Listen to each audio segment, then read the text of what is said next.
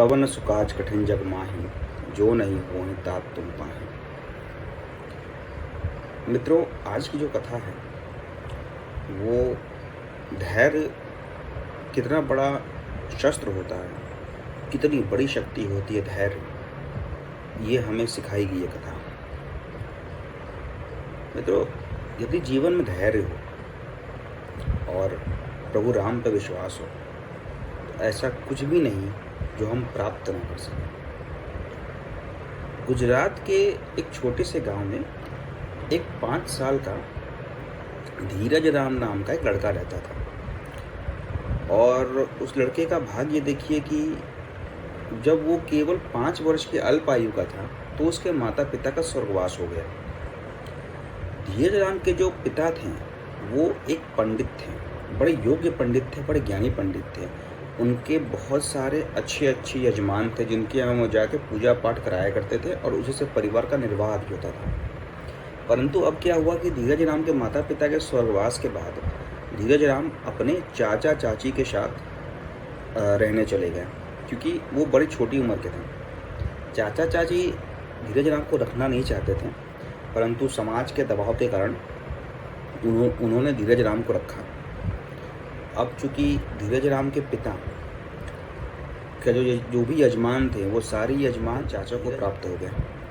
अब धीरज राम के चाचा के पास पहले से ज़्यादा आय बढ़ गई उनकी, परंतु उनका और उनके धर्म पत्नी का और उनके धीरज राम का जो चचेरा भाई है, चाचा का बेटा, इन तीनों का व्यवहार धीरज राम के प्रति अच्छा नहीं था।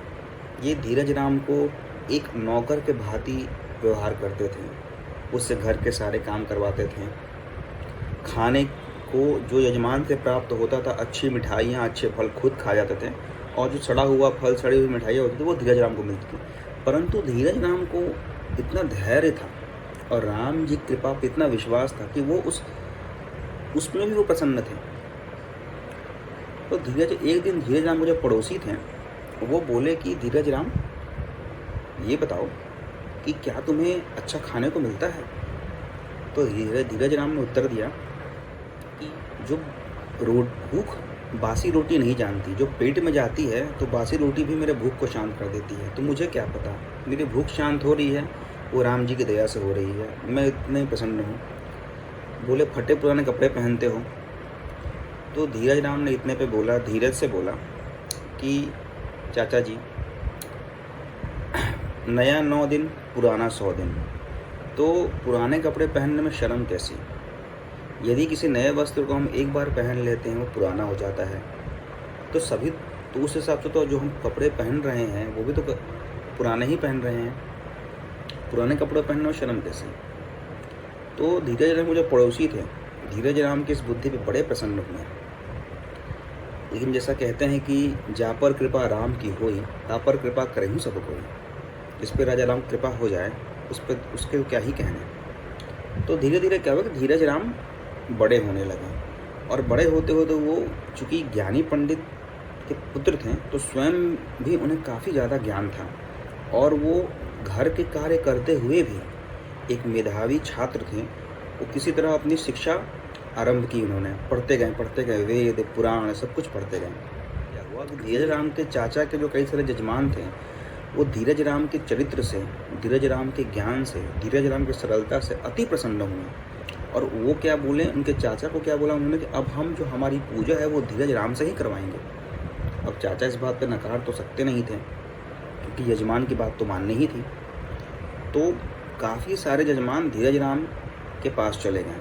अब धीरज राम की जो आय थी वो उनके चाचा से अधिक हो गई, और चाचा को ये बात बड़ी चुभी।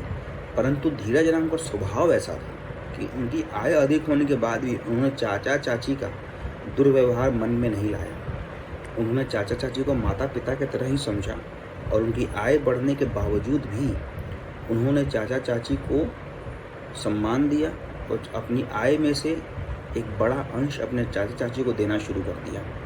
कुछ समय बीतने के बाद चाचा चाची का भी व्यवहार बदला धीरज राम के प्रति। वो धीरज राम को पुत्र के समान मानने लगे, और धीरज राम का शीघ्र ही विवाह भी हो गया। तो देखा साथियों, धैर्य से, राम जी कृपा से और धीरज राम के चरित्र से धीरज राम ने अपना ही नहीं, संपूर्ण परिवार का भी विचार और व्यवहार बदल दिया।